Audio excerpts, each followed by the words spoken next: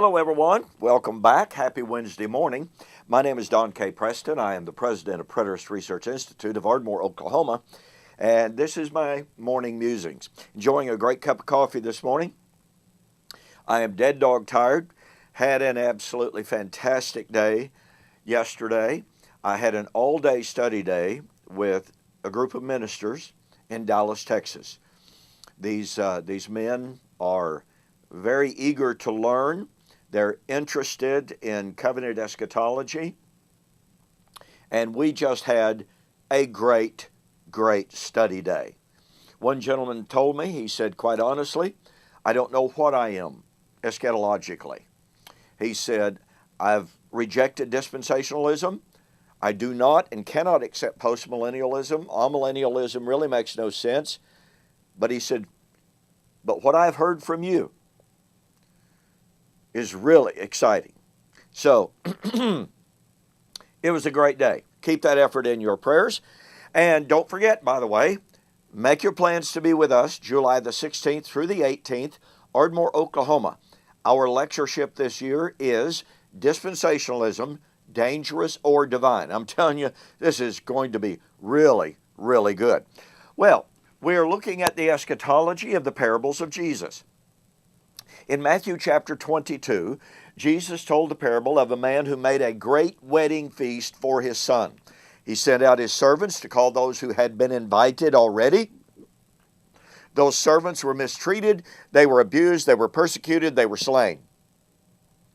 The master of the wedding sent out his armies. He killed those wicked men and he burnt their city. Now here's what I want you to see. The motif of the wedding banquet is a well-known motif from the Old Testament. That is the great Messianic Banquet. The Jews recognized the concept. Scholars have recognized the concept for forever. And I say all that to let you know I'm not inventing the idea of the wedding banquet. I'm not inventing the idea of the Messianic banquet. Here's what you need to know. Boy, I tell you, I worked my voice over really well yesterday. The idea of the Messianic banquet is taken from Isaiah 25 along with some other texts. We will examine those. In Isaiah chapter 25, verse 6, the Lord says, in this mountain, that's Mount Zion, the Lord of hosts will make for all people a feast of choice pieces, a feast of wine on the lees, of fat things full of marrow, of well-refined wines on the lees. Watch this. He will destroy on this mountain, same mountain, the surface of the covering cast over all the people, and the veil that is spread over all the nations. He will swallow up death forever, and the Lord will wipe away tears from all faces. The rebuke of his people he will take away from all the earth, for the Lord has spoken. Do you catch the power of this? When Jesus told the parable of the great wedding feast with the announcement, all things are ready, come to the feast, that was a declaration that the time of the resurrection had arrived.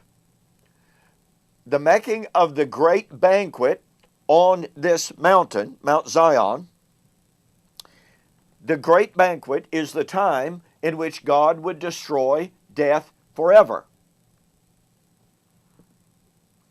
The time of the great banquet, therefore, the time of the resurrection. So when Jesus came and told the parable of the wedding and the wedding feast over and over in his ministry, he was saying nothing except the resurrection is at hand. When was that great wedding feast to take place? Well,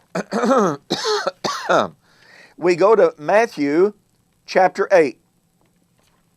Jesus finds a centurion who is a Gentile pagan centurion, who is full of faith. And Jesus, in rewarding the man's faith, said, many shall come from the east and from the west, and shall sit down with Abraham and Isaac and Jacob in the kingdom. Now watch this. Sitting down there is sitting down at the great banquet. Scholars have recognized this for forever. All right? Scholars have widely recognized this. So, Abraham, Isaac, and Jacob would sit down at the wedding banquet, at the great Messianic banquet. Well, how would Abraham, Isaac, and Jacob sit at that banquet? Through resurrection. When would it take place? Matthew chapter 8:11. It would occur when the sons of the kingdom are cast out. Wow. Luke 13:28 and following is even more explicit. Jesus reiterates this very statement. Many shall come from the east, come from the west, etc., etc. Sit down with Abraham, Isaac, Jacob in the kingdom. Now watch this. And he's speaking to the Jews around him, and he says, and you yourself cast out. Now look, the great wedding banquet is the time of the resurrection. The great wedding banquet, the Messianic banquet, would be established when Old Covenant Israel was cast out. Old Covenant Israel was cast out in AD 70. Therefore, the resurrection, the great Messianic wedding banquet of Isaiah 25, occurred and was established in AD 70. Do you see how the eschatology of Jesus' parables controls everything about our eschatology? You cannot divorce the great wedding banquet from resurrection. You cannot divorce the great wedding banquet from the time when Israel was cast out. Therefore, you cannot separate the resurrection from the time when Israel was cast out. I tell you what, we've got a whole lot more.